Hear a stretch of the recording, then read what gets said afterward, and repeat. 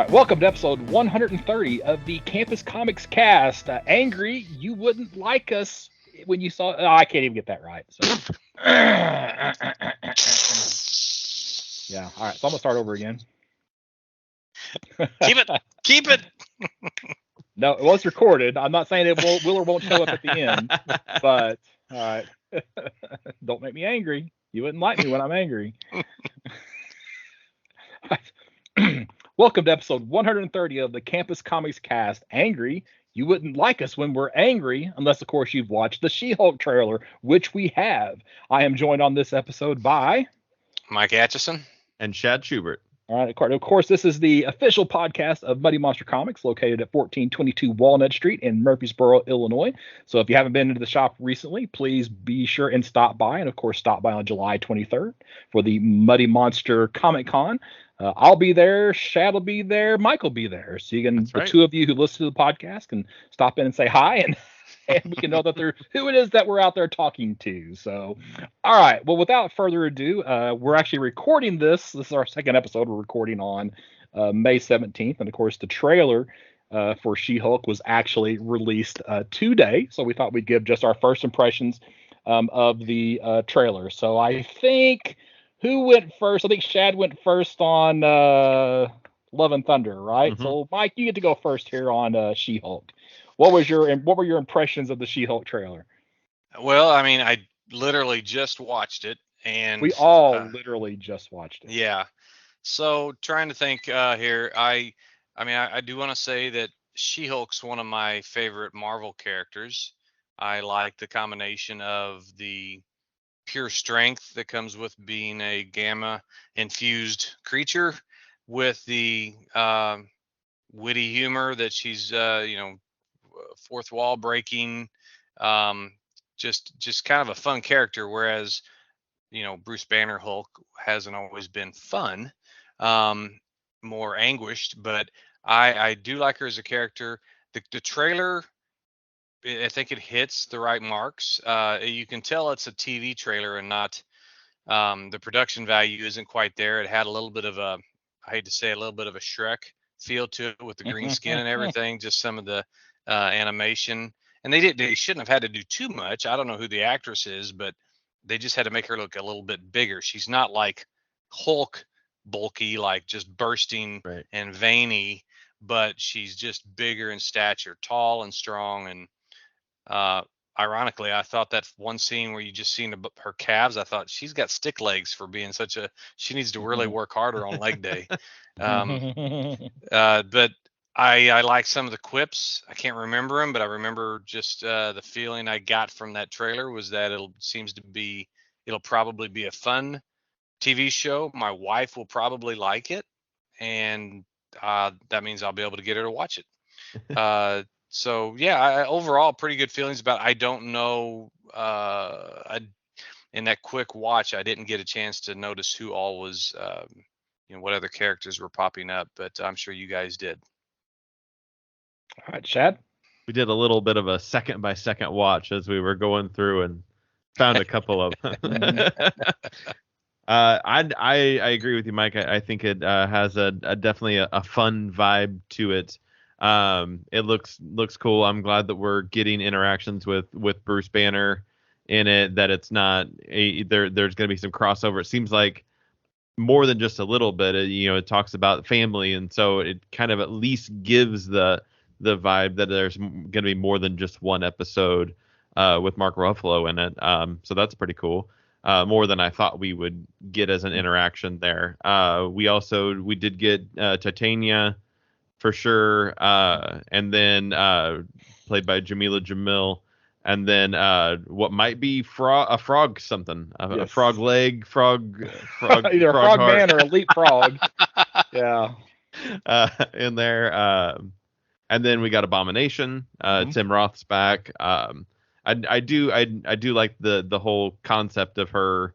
I don't. Is that straight from the comics that she becomes the lawyer for, like villains in and things like that, or is that? No, I don't. I mean, I don't remember that being straight from the comic. She's just an attorney, so I guess she'll Right. just defend whoever, you know. Right, but it seemed like she was getting pulled in from Shield or something based on the couple of lines You in know, in the I in made the that trailer. just went over my head whenever I was watching that. So I was But it probably looked focused like on other things. it was talking about her getting hired to help them with something, and then it showed Tim Roth there sitting in the chair, and so it seemed as though she was defending maybe some people that were under the government, under Shield, in something. So that concept was like, oh, that's pretty cool. That it's not just like, here's She-Hulk, here's a human story for her as well. Plus, it seems like she's going to have some relationship things in there to kind of ground her.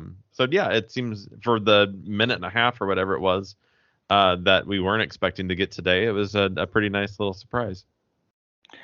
I am, as I watch these things and they focus in on the humor, it just always makes me a little nervous. I know I should expect it with this character. I mean, between the John Byrne run for her second volume and then the Dan Slott run, there was a heavy emphasis on being funny.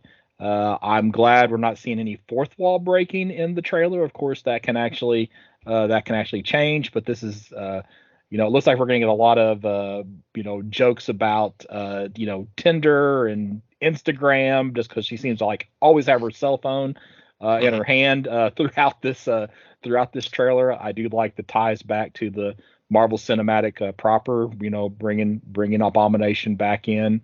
And of course, Mark Ruffalo. I hope we get a better version of than what we got in Ragnarok. Is all that I'm just gonna leave it at that. And I just keep stopping on this one scene where you have her just staring straight at the camera, starting a transformation, and that is just a complete throwback to the 70s TV show, with Lou, David David Bixby. Is that right? David Bixby and Yes. Lou Ferrigno. Yeah. So it's just a 100% throwback, to that. So I mean, there's a little nostalgia kicking in there. I hope they don't overplay that. So I'm hesitantly optimistic for She-Hulk moving forward. So I think we're kind of getting what I thought we were going to get, which I was maybe hopeful that maybe towards the end maybe we'll get a little more serious. The last few episodes, I suspect we're seeing mainly stuff from the first episode or two. So hopefully it will be it doesn't have to be completely serious, but not play it for laughs too terribly much. So Isn't cautiously optimistic just like anything that's coming from Marvel or DC in their movies and TV show anymore? Is like, I'm cautiously optimistic about this. No, some things I'm like all in on. So and sometimes I'm just wrong about being, I should have been a little bit more cautious about my praise, but this one I'm a little bit, I definitely feel better about this one than I feel about the Thor movie. So, but that's, it's more appropriate. Yeah. The tone. All right. So yeah, let's just move on. So, all right, Mike Atchison, George Perez. Yes. So I mean, it's a little bit. The time has slipped by a little bit now, but as most fans have heard since late last year, it was announced by George Perez that he had terminal cancer and that he had chosen to live his life. He wasn't going to fight it. He wasn't going to go to treatments. He was going to try to live life to the fullest. As best as he could until the end. I believe they gave him 6 months to a year. Unfortunately, it was closer to the 6 months by far before he passed. And I do want to. I don't have the date in front of me, Scott. I wasn't prepared to say that. I had my notes written up earlier, but I know that he he was just the kind of creator that it wasn't just his handiwork that made you like him. It was the type of person he was, and anybody that met him, any interaction with him, would say the same thing. There wasn't really any negative days that I've ever heard of. He had a huge fan following. Um, it's I wanted to see him at C2E2 in 2018. I was unable, or 2019. I was unable to go. And luckily, our friend Matt was there, and he, for me, I mean, all I was trying to do was get an autographed poster or something he could pick up. I couldn't travel that week or whatever, that weekend, but he actually not only got a print signed, a print that was a replica of New Teen Titans #1. He got it signed by Marv Wolfman and George, and then George actually volunteered after Matt explained to him how I was so distraught that I couldn't be there. He goes, "Well, let's just send him a personal message," and Matt recorded him saying hello to me, and George saying, "I'm sorry you can't be there, and I'm hoping this video makes up for that." And I'm like, that brought tears to my eyes, literally, when I got that. And I will treasure that video the rest of my life. Um, so I'm trying not to get off on too many rabbit holes here, but uh, when he did pass, even though you knew it was coming, it didn't really, um, it didn't, it didn't make it any easier to hear it. He, um, he is, it's just, he's one of the, he is the favorite artist for me. I mean, and probably many, many other people. He's my favorite artist, favorite creator. Just a quick recap of his, at least what my experience with him. Um, His earliest DC work was in the Firestorm backup in Flash, and back in 1980. Now he had worked pretty extensively on the Avengers before that, and it wasn't until later that I started picking up some of those issues. Um, they were just great. But it was a young George Perez.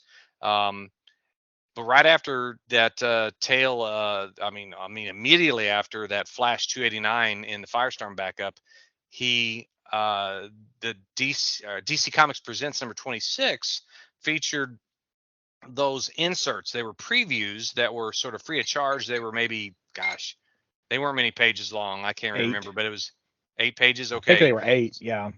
Okay. So that was a preview of the New Teen Titans in July of 1980, and that was my first. Those two issues were my first exposure to him. And that, and right after that, and I don't know what I'm going talking about publication history now, not necessarily my reading order, but I know that he took over the penciling chores in Justice League of America 184, right after the sudden passing of the mainstay artist with JLA, Dick Dillon. Um, George, he brought life to my favorite characters in the Justice League in a way I hadn't seen before. I remember a series of panels in which the Flash was working on. I think this was in Justice League 193, maybe. But anyway, the Flash was working on a Rubik's cube, and the whole Justice League are around him, and they're all talking about maybe where they can find whatever the villain is, Doctor Destiny or whoever. And the Flash says, "You know what? Let me go check in the prison and see if he's there in his cell." So he tosses up the Rubik's cube in the air, searches the city, and then he returns and catches the cube before it fell to the ground, and tells them, "Yeah, he checked over there in Rikers or whatever whatever prison he went to." And I remember thinking, man, what a great way to portray speed. Um, so and then with the New Teen Titans, I was 14 when that came out, and I couldn't get over how relatable and real those stories were. Everything about the art, the precision, the detail, the design. I mean, he's known for that. He could do symmetry and asymmetry equally well, I think. Um, and I mean, as early as 1982, I bought a poster, and it still to this day hangs in my home. I mean, there's many posters I have, but not many my wife allows me or indulges me to hang up. But that New Teen Titans poster I don't know if you guys are familiar with it, but I'll share it with you later. It still holds that place of prominence. So anyway, this one? What's that? Is it this one? Oh, let me switch over here. It is. It Okay. absolutely is. Mhm. And now you Okay. see the symmetry I'm talking about. Mhm. I mean, his design sense was just phenomenal. So yeah, that's my personal history. My favorite George Perez story.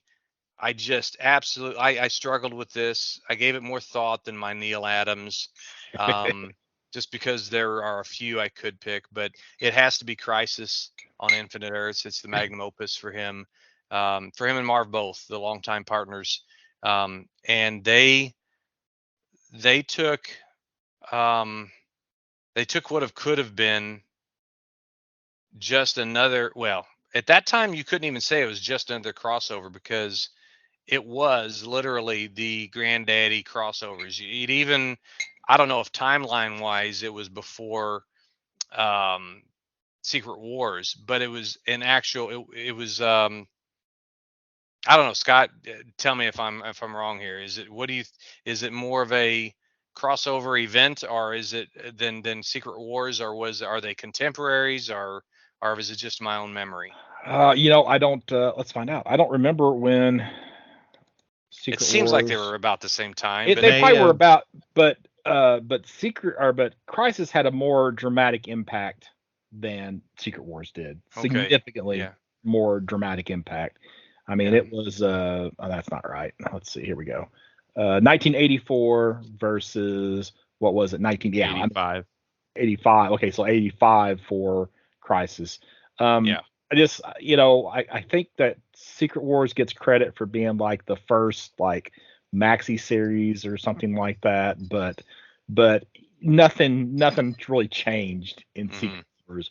Whereas after Crisis, a lot of stuff A lot changed. changed for Yeah. good or for ill. A Hmm. lot changed. And a lot of people have there's negative. They don't like what the results of Crisis was, but no one, I don't think anyone can contest the quality of that story. Um, there are, almost every cover was iconic. I don't care if it was the all of the floating heads in Crisis 5 where they're showing the merging of Earths 1 and 2, or if it was the big up close face of the Anti-Monitor. Um, and then the interior. Oh, and I'm really missing out on a couple of the biggest ones. Number 7, the Hmm. death of Supergirl, probably one of the most iconic covers of all time. And even the Flash, when the Flash died in Crisis 8, 8. and to this day, it's one of the most, to me, one of the. It was it's back then people. Characters actually died, and you expected them to stay dead for a little while, unless they came back at the end of the story, and you find out it was either a imaginary or whatever, a hoax. But when Barry Allen died in that issue, you knew it was going to last for a while. And even to this day, I wish they would have just left him dead, because I think that Barry to Wally transition was the best legacy handover of all time. But then you talk about the interior panels and all of the multiple characters that he just didn't miss a beat on. We're talking not just dozens, but scores of characters in one panel or a series of panels. So it's while there are lots to pick from, the Crisis on Infinite Earths is my pick for my favorite George Perez story. God rest his soul, because he was, man. It really is.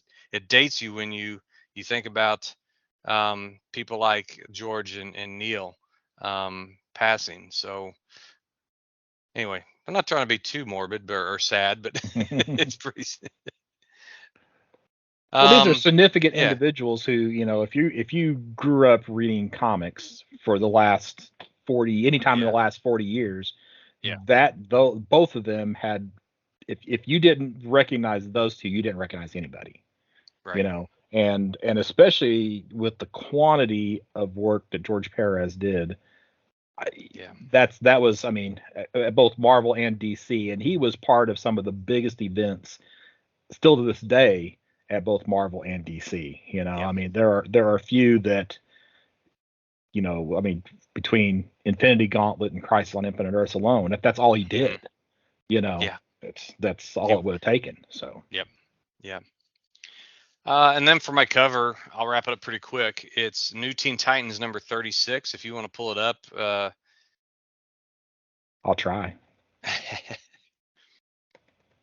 And again, this is one of those asking someone to pick one of your single favorite cover by any one artist. It's so difficult. But it didn't take me any time at all to pick this. I would frame this. I wish I had a poster of it. What I remembered about this poster or about this cover, and it's what it is. It's the introduction of a pair of brothers, Thunder and Lightning. They're not really villains, but they're tortured souls, and they have the powers of obviously Thunder and Lightning. And the cover portrays them in the background, just images or just sort of like outlines of them. It's in pouring down rain, and you can almost feel the wetness of this rain. And you have the Teen Titans just standing next to each other, ready to go to battle with Raven, Terra, Cyborg, Robin, Starfire, Wonder Girl, Changeling, which is Beast Boy now, and Kid Flash. And I know this is a PG-13 podcast, but they are badass. I mean, this cover makes those characters you like, oh man, I want to meet these guys because they could kick anybody's rear end. And even Robin in his shorty shorts and his pixie boots looks tough.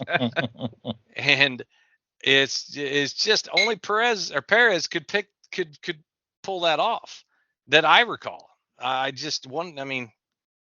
Anyway, I digress. That's it.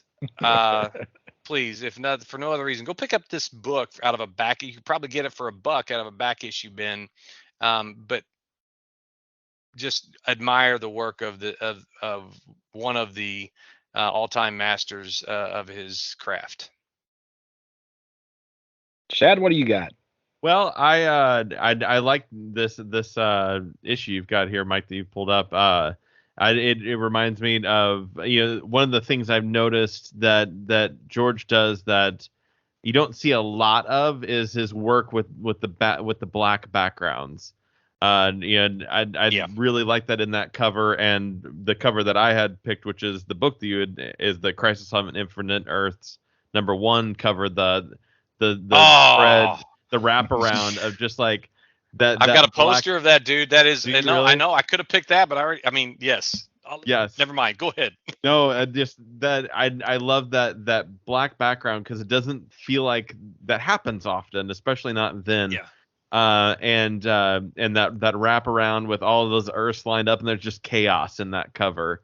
It's just pouring out of there of just the pain and the anguish that everybody's going through, and the smash up. Like it's so you can feel it. And just like you said, you can feel how wet that cover is on the other one. Like. And the helplessness of floating in space. I mean, You've got characters as diverse as Firestorm and Blue Beetle and the Superman of Earth 2, and they're all just floating around because they can't really get a handle on anything because they're floating in space. Yes.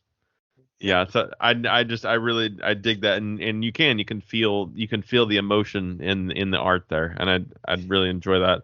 I was just kind of noting how the creations, the co-creating that he did of things we see you wouldn't have the Titans TV show that we have now. You wouldn't have Vigilante in the Peacemaker show that we have now. Just everywhere you turn in at least DC properties, you're just going, well, that wouldn't have been there, that wouldn't have been there, and that's just cool to have that kind of legacy in all of that.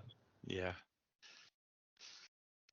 And the story that I had earmarked was the Judas contract, though I feel a little bit of I'm not being full true because I've only seen the animated movie. I haven't read the comics of it, but I was like, oh yeah, that's the best connection I've got is the Tales of Teen Titans 42 through 44 and annual number 3. That was I hear is essential George Perez storytelling right there, artwork and everything. So that would be the one that I would point others to, and for myself, I feel shameful that I haven't read it, so I should go and do that. That's a really good story. That's It really Wolfman is. Wolfman and Perez kind of at their probably between that and Crisis. It's kind of them at their best. So yeah, Perez. Excuse me. I keep saying Perez. It's Yeah. so hard to. I mean, not many times you see the accent mark on the front, but I remember hearing on a podcast they talked about that one time because normally you pronounce that name Perez. He's But Cuban American, correct? yes, Yeah. Or is he Cuban or Puerto Rican. Puerto Rican. I'm sorry. Yes. Sorry, Yes. Puerto Yeah. Rican. Because he Yeah. also, like on the Marvel side, I think he co-created the White Tiger Yes. in Spectacular Spider-Man, or maybe even created the White Tiger. So, which was Spectacular. I can't remember what issue number, but yeah, because he wanted to create it. It's like John Byrne creating Canadian characters. Well, then he created a Puerto Rican character. So.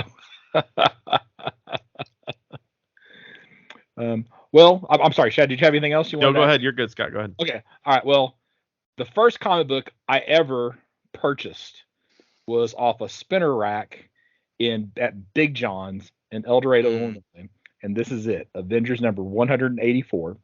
I still own that comic book. It is in ridiculously terrible shape.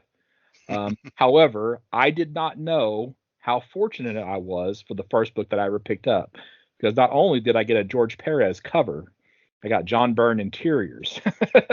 Oh, wow. So you want to talk about getting two of the best right out of the gate, right? So I just hit a home run on the first book that I ever read. And this is the comic book that that hooked me. And you can see a lot of my favorite characters. Well, of course, only Hawkeye, Captain America are all in this this issue, right? I even well, it's not Perez, so I won't even talk about it. But I took my beat up ratty copy to Metropolis, the Superman celebration when George Perez was there several years ago, and had him sign it. I'm sure he was thinking, what is this piece of junk that this guy is handing me to sign?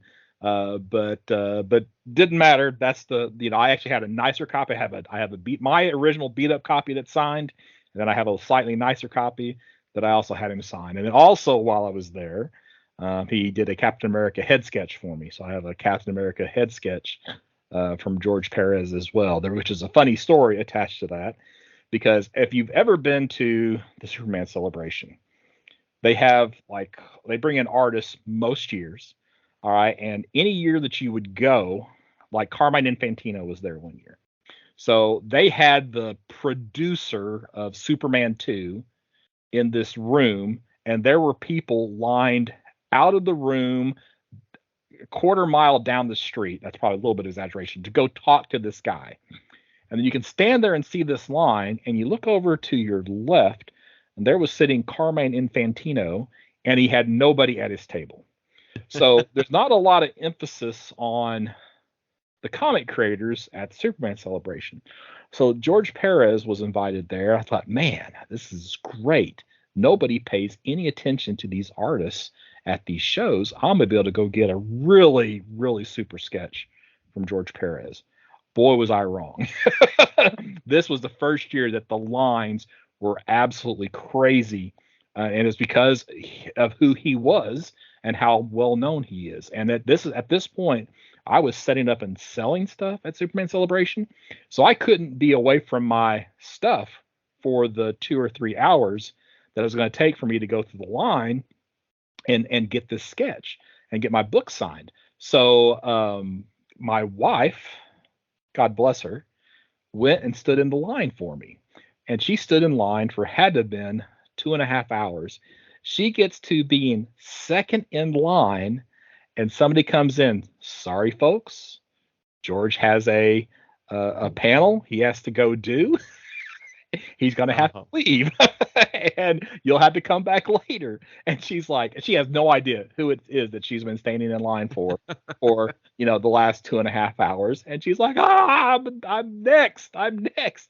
So fortunately, they gave her a rain check so she could come back and be, when the line started back, she could come in as number 2 in the line. Oh, good. But she handed that to me. So then I was able to come back later, whenever he was back for his from his panel, and was second in line, and got to talk to him very briefly, get my Captain America head sketch, and get my ratty copy of Avengers number 184 signed. So you can call them ratty, but they're well loved. There you go. If it's something yes. you've read that much, yeah. And that's one of my goals is to buy. Oh, I'm sorry. Go ahead. I should go pull it out because I know exactly where it's at. So. Yeah.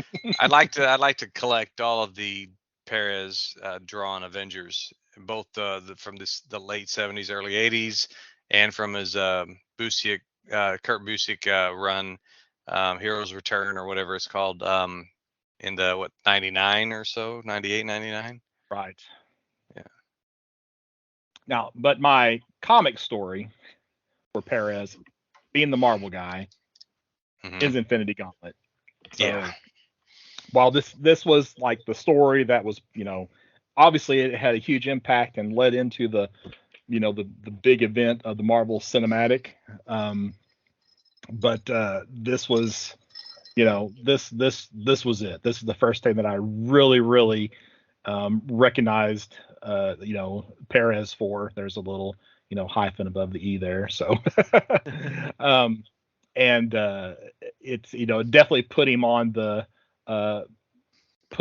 map for me. So, anyway, yeah, it's not quite to the level, as Impact as Crisis, but you got Thanos, you got the Gauntlet, you got him drawing all of the Marvel characters, and it's just wild. So I didn't read that until about 2015, and I really enjoyed it. It was a good. It was for somebody who doesn't know everything there is about every Marvel character, it was accessible, and I mean, of course, with Perez art, it was a fun, epic story to read. So, and I think that's all I had. So any final thoughts? Oh, I just and Mike, I'm glad you mentioned that that Teen Titans poster, that new Teen Titans poster. I also had past tense. I don't have it any longer. Yeah. But I had this poster on my, and I had never read an issue of New Teen Titans. But really? I looked at this poster and thought that is one of the coolest things that I've ever seen. And it was purchased and hung from my wall for years. Yeah. And not even being a New Teen Titans fan, that says something. Yeah, I mean, I had no idea who Deathstroke was, or Terra, or a lot of these characters even were whenever I bought that poster. And that my version of what you just said is the graphic novel, the X-Men graphic novel, the cover to that, God Loves Man Kills. Mm-hmm. I just that is the most iconic X-Men cover I can think of for me. If they had, I'm sure there was a poster of it, but I didn't have it. But I do have the original graphic novel. Mm-hmm. So, all right. Rest in peace, George Perez. Yep. All right, Moon Knight. All right. Here's the Disney synopsis for Moon Knight. The series follows Stephen Grant, a mild-mannered gift shop employee who becomes plagued with blackouts and memories of another life. Stephen discovers he has dissociative identity disorder and shares a body with mercenary Mark Spector. As Stephen Mark's enemies converge upon them, they must navigate their complex identities while thrust into a deadly mystery among the powerful gods of Egypt. And then just a real quick rundown of what happens in the 6 episodes. There's only one sentence per episode. Episode 1, Stephen Grant learns that he may be a superhero, but may also share a body with a ruthless mercenary. Then episode 2, with little time to react, Stephen is thrust into a war of the gods as a mysterious partner arrives. Episode 3, with Mark in the forefront and Harrow ahead, Mark and Layla navigate Cairo for intel. In episode 4, Mark and Steven must find balance as supernatural threats ahead look to stop them. Then episode 5, Mark and Steven search through their memories to find their truth or become left behind. And then finally in episode 6, as Moon Knight joins the fray, Mark, Steven, and Khonshu must work together to stop Amit. All right, initial thoughts on Moon Knight. Chad, what do we go. have? Oh, okay. So this is they've been playing some experiments, this Marvel MCU of how much do you care about these things when they aren't connected to 15 years worth of history between this and Eternals. There's definitely some tests and trials to see how much people want to stick around, especially when they don't know much about the character. And what I knew about the character Moon Knight was that you had someone with a dissociative identity disorder that was hyper-violent, vigilante kind of thing. That's kind of what I knew. I never read any Moon Knight. And to open up a story that gives you all of the things that aren't that, it's the other personality, the other identity in the aftermath or the before of any of that for at least the first couple of episodes. That's really what you get. You don't get a lot of Moon Knight. You get a lot of what happened. And so that was not super entertaining for me. I'm not a big Egyptian historical kind of person. I really liked the Mummy movies with Brendan Fraser, but I think it's just because I liked Brendan Fraser. So, because I remember specifically when they had Scorpion King, I was like, I don't care about this rock guy. So I think that for me personally, this was something that I wasn't gonna like if they weren't gonna be able to integrate a lot of connections. It wasn't, the first couple of episodes not being about the character, but about the identities surrounding the character and being around Egyptian history. Just it was a lot of like, oh, I'm only down because it's Marvel and they might be connecting something. If this was like Valiant's Moon Knight and this is their new title, I would have watched the first episode and that would have been it. But I'm waiting for a connection throughout. And they never did. Spoilers. They didn't really connect it to anything else out there. There were talks, I guess, that there was going to be like an Eternals connection, I guess, at some point, and they dropped that out of there, which I would have even gone for that. I would have taken that. Because then it would have been like, oh, the two things that aren't connected are connected.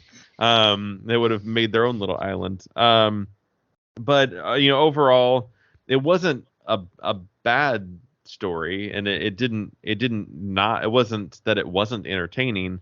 It was just that there was a lot. They were asking a lot of a casual Marvel fan to kind of come to the table with this one. CGI looked great. I really enjoyed the Egyptian gods and the way that they looked. Khonshu was just kind of like I'd even looking at the pages of what Khonshu looks like in the comics. I'm like, yeah, it looks like that, but not as down for that as like the alligator gods and everything looked pretty cool. I wasn't a big fan of the hippopotamus though. Yeah, that was it was a little goofy. So overall, I didn't find myself digging this, but I thought, they're building a whole new world with a lot more out there, and there's bound to be things that aren't for me or things that I'm not going to grab onto. So, I get that, and I'm cool with that.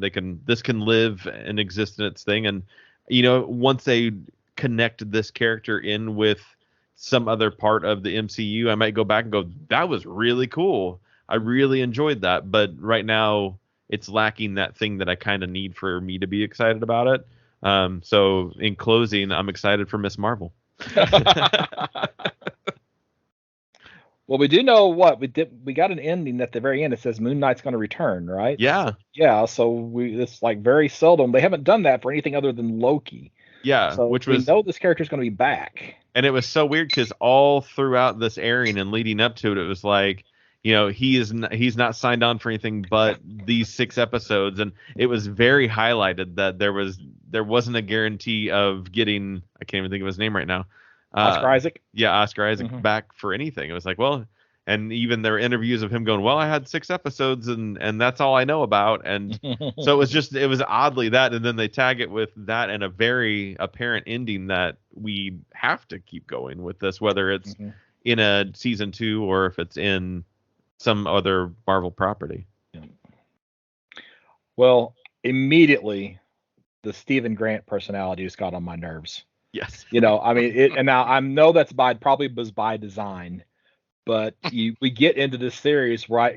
By design to get on your nerves? It was designed to get on everybody's nerves. Right. I mean, and it's like, and episodes 4 and 5 were just so like blah.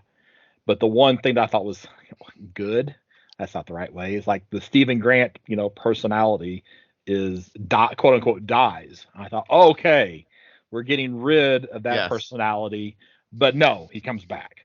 So it's like, oh, great. So now the one that annoys me and it was really played for laughs. Again, that's that common theme with me, because that Stephen Grant isn't one of the original Moon Knight personas. Right? Oh, okay. And or not that version of it is not. He's not this whiny, nervous pacifist vegan kind of guy. And it's that's one of the things that they dramatically changed from the original. I guess I should say the original, from the Moon Knight, the first Moon Knight titled book, was he didn't have DID. He just had, I would say he was more of a method actor, where he had these personalities, and when he was dressed up as the cabbie Jake Lockley, you referred to him as the cabbie Jake Lockley. Gotcha. And there was he was well aware of who Mark Spector was. He knew who Stephen Grant was. He knew who Moon Knight was, but you called him Jake. He would be training with his girlfriend, and she would say Mark. He says, "No, I'm Jake." It's like. But again, it's all, they feel like people like Jared Leto does that, whenever he is preparing for a role, you talk to him as if he is that particular character, which is pretty freaky if you think of him doing that on Morbius. But anyway, that's neither here nor there. So that was kind of a big change. Now, I know they did that a lot with Warren Ellis. Warren Ellis, if I think, was a series that made him crazy. He just basically imagined that he was on the Avengers and they were coming to him for help, if I remember correctly.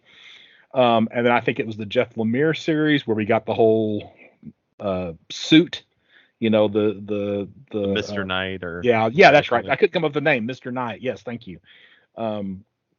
So they obviously have pulled in. I've read some of the Warren Ellis. I have not read any of the Jeff Lemire. I need to. I feel like just to kind of get a feel for where this version of these characters actually came from. That being said, this is the best acting performance that I've ever seen Oscar Isaac do. I wasn't super impressed with him as Poe Dameron. He obviously was terrible as Apocalypse because he didn't have anything to do in the X-Men movie. I know he's been in some other things. He was Apocalypse? Yeah. I didn't know that either. I had no idea. Yeah. So, and well, he's probably happy that you have forgotten that. So I'm gonna have to go back and watch it now. Yeah. I hope I'm saying that. I think that's correct.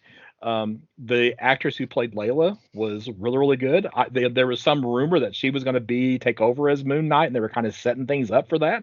Oh. I'd be okay with that, I think. I think Ethan Hawke is one of the most underrated actors in Hollywood. Oh, he was good back in Dead Poet Society. If you've not seen Gattaca, you need to watch Gattaca. So he was awesome. So the acting was all really, really good. Just the whiny Stephen Grant just got to me. And then episodes 4 and 5, I think they could have condensed this down to like 4 episodes and maybe even 3 and told the exact same story, because episode 4 is just them running around a pyramid. I think the whole purpose of the episode is just to separate the two of them briefly so that she can have the encounter with Harrow, who played by Ethan Hawke. And they could have just done that a whole lot more simply. And then the whole asylum thing, just I don't know. I just don't know what to think about it. It just did. I'm sure that was pulled straight from the Jeff Lemire story, which I haven't read, and maybe I would have appreciated it more if I had read that story prior to seeing the series. But yeah, it was okay. I watched it twice. Primarily just to kind of remind myself of some things that happened. I'd completely forgotten what happened to Harrow at the end. So I was like, is he still alive? I don't remember. How did he, if he died, how did he die? I don't remember. So I was glad I watched it again, if for no other reason than just to see that. So I got a couple more comments, but Mike, why don't you go? Well, I to be fair, I have to say that I haven't watched the whole series. I've only watched the first 2 3/4. I tried with all my might to fit it into my busy schedule, but I actually had the entire season downloaded to my iPad, and I watched three of the episodes on the plane to where I am working right now. So uh, I don't think that you've spoiled anything. I don't worry about that too much for this character. I think I get what you're saying about the Stephen Grant persona being annoying, but I think like you also said, it was intended to be that way. But I'm like, okay, I get it. Get rid of him. Yeah. Um, he, you know, I did have a question. Is the actor British or American? So which is the acted accent? Oh, I think he's British, but I don't know that for a fact. Let's see. Just curious, is Oscar because Isaac. I thought that takes a little bit Actually, of okay, he's talent from to switch back and Guatemala. forth. So He's he's from Cuban. Guatemala. So he's got a Guatemalan mother and a Cuban father. So where was he Wow. born and raised though? Nationality is American, is what it's listed Okay. as. Okay. So Well, he did a really good job, like you said. I don't know the actor that well. I don't think I've seen Apocalypse, the X-Men movie. He's in Dune. He's Daddy yeah, in Dune. I knew that as well. Yeah. I So, was trying to place him for Mike. He's the father in yeah. Dune. Mm-hmm. I don't know. I need to go look at that. I can't even believe that. Of course, he had a little bit of a beard in Yes. Dune. Mm-hmm. Oh my gosh, you're right. I'm thinking this through. That's amazing that I didn't get that. But anyway, I do, as opposed to you, Chad, I do like Egyptian mythology, right Mhm. next to Greek. I'm not as versed in it as I would like to be as I am a Greek. I'm not that I'm Greek either, but it's intriguing. It's fun. The first 3 episodes or 2 3/4 episodes I think are just fine. I like that it's not connected. I'm not waiting for that guest appearance of, Captain Marvel or some stuff. Yeah. Mhm. I'm fine with this being. In fact, I'm more impressed it's standalone than if there were some connection. And I actually like the fact I like the at least for the first 3 episodes. I like that there isn't a whole lot of in costume action going on. I'm good with him being like an Indiana Jones type character, and or you with a split personality or whatever. It's not that costume itself isn't. I mean, it's not as iconic. Not many people know who this character is, so I don't think the costume makes the man here.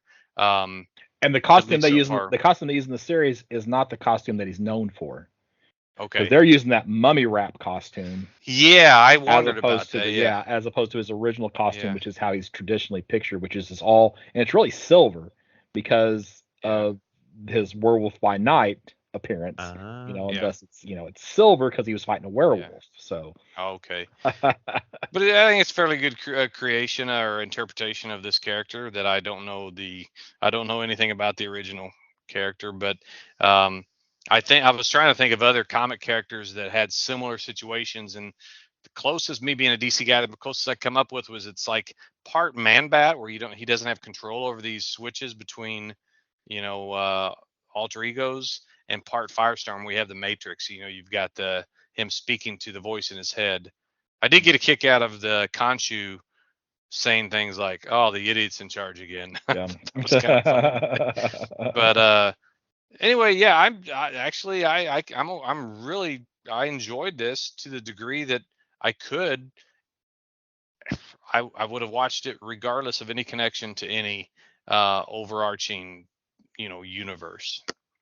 All right, so Mike, there is a post-credit scene at the end of episode 6. Be Okay, sure you and watch it. Don't I stop. will. All Don't right. stop. Okay. I mean, I've been looking for post-credit scenes at the end of each episode because of that. Because if you tell me these things. Yeah, they're tricky on Disney Plus because they won't do it on all of them, but every once in a while, it'll be like episode 3, and then you won't see it Yeah, I again end up until watching 5. a credit. I end up watching the Asian credit scenes. Yeah. You know. Yeah. Uh-huh.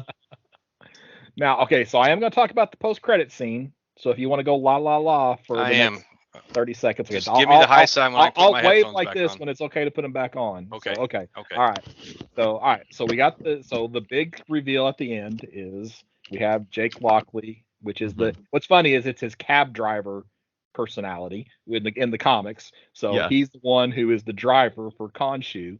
And he actually, we find out that at the end, Khonshu still basically controls the character. But you can look back when you watch it the second time, you see points where Jake Lockley was probably there before. So like I think in the first episode, he's the one that asked the girl out. Okay. Because I think Mark Spector would have Mark Spector was married. That's true, yes. Yeah. So and obviously Steven didn't ask her out, so it only leaves Jake Lockley to have asked the girl out.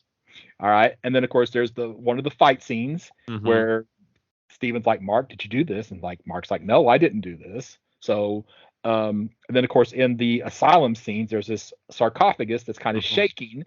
And that's probably the third personality locked up. And then kind of in the big fight at the end, it's neither, with Haro, it's neither Mark or Steven that finally beats Haro. We just kind of flash forward and they're standing there over Haro's body. And he's beaten. So he was there, I think, probably almost once per episode. Yeah. There may have been one episode where he didn't have what you could identify as a reference to the character, but overall he was there. So it's not like something they kind of kept hidden from the entire time. Yeah. So I agree. Okay. All right. I'll wave at Mike so he can get back on. He put his headphones back on. Yeah. His eyes are closed. So I guess he's probably checking his phone to see if he's in trouble. So there. Okay, I think he woke up. You got him. Right, glad to see that he woke up. So now, okay. So there's this hippopotamus who is there. That takes him through the underworld, the Egyptian underworld. But and this is the one thing that I haven't quite wrapped my brain around. Layla becomes her avatar.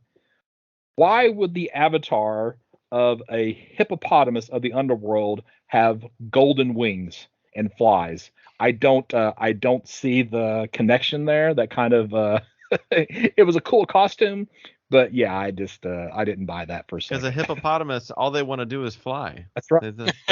They dream of flying, and so their avatar can fly. I thought you just wanted one for Christmas. I do also want one for Christmas. Maybe it feels like they're flying when they're in the water. That's why they stay in the water. You know that more people are killed by the hippopotamus than are killed by sharks every year. That's right. Are you aware of that? They're ferocious. That's right. Trust me, I wouldn't get near one. They got those big old blocky teeth.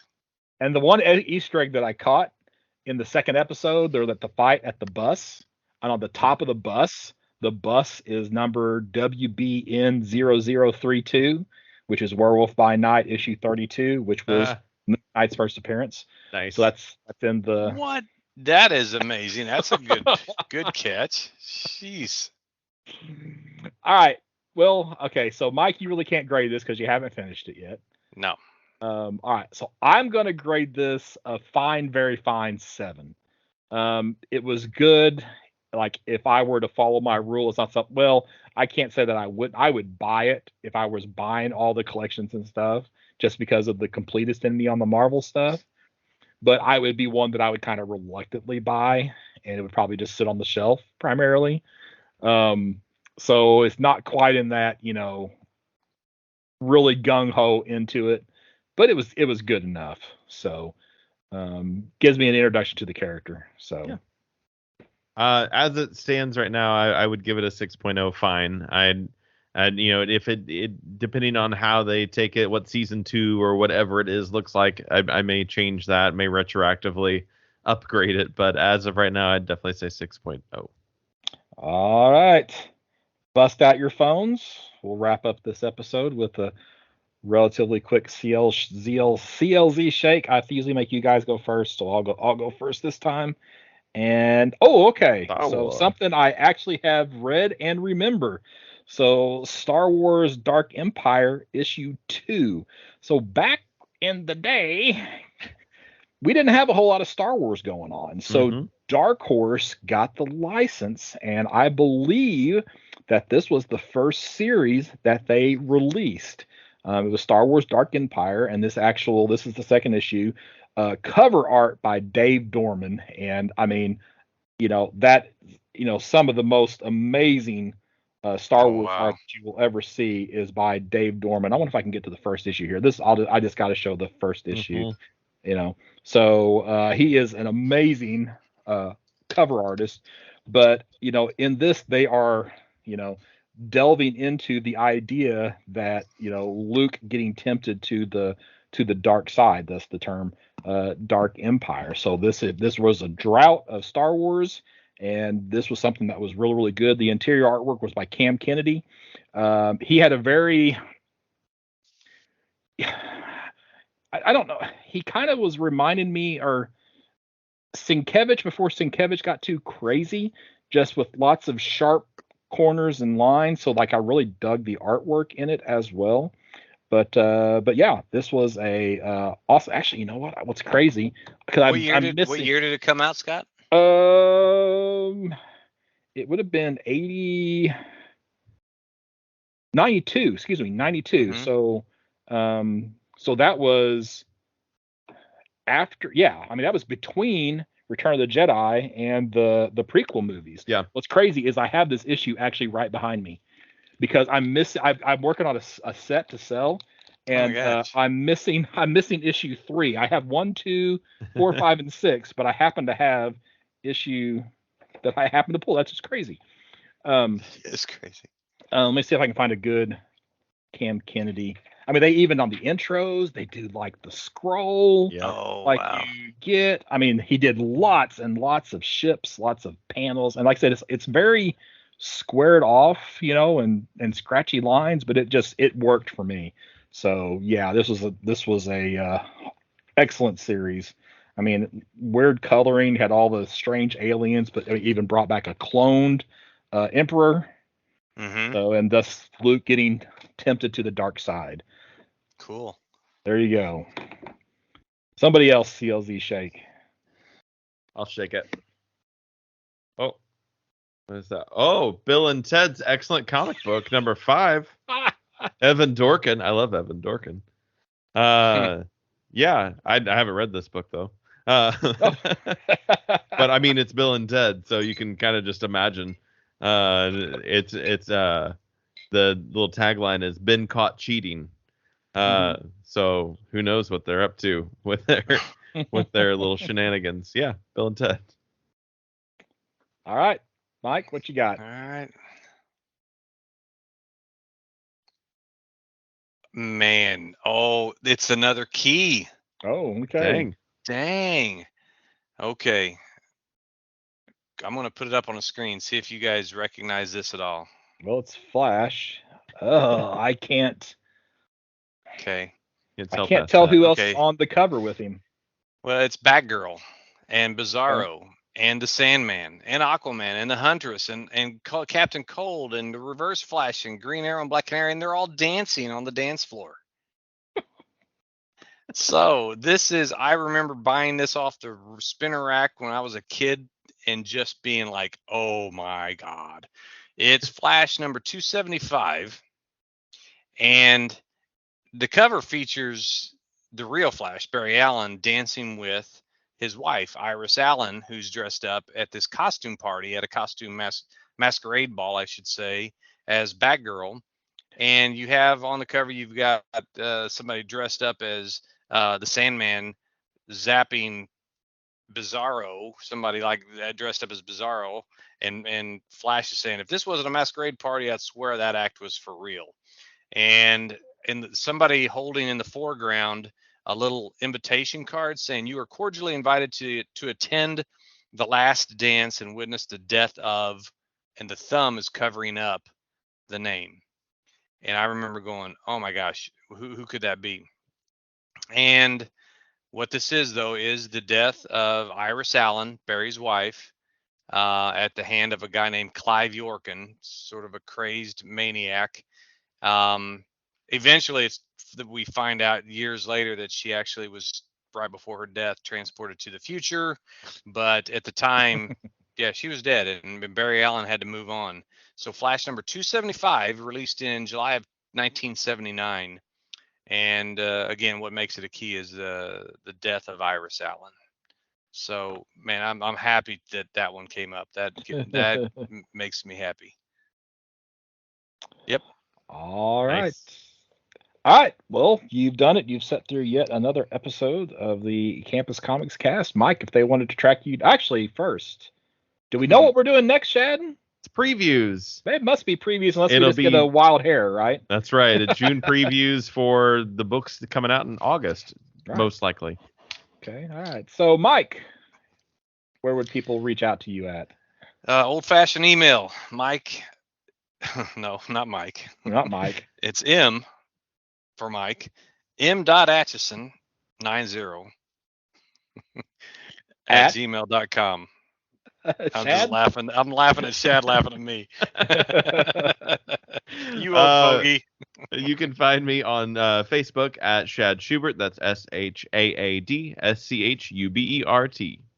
All right, and this is Scott Reed. You can find me at burgcomics.com, burgcomics.com, and I'll be at the Superman Celebration June, excuse me, I keep saying July, June 10th and 11th, and then at Buddy Monster Comics July 23rd for the Buddy Monster Minicon, and just check my Facebook or whatever my eBay start for my other conventions. And if you want to, talk to me about sending me a want list, just jump on birdcomics.com and email me. So, all right, there you have it. Another episode of the Campus Comics Cast, and we'll be back soon.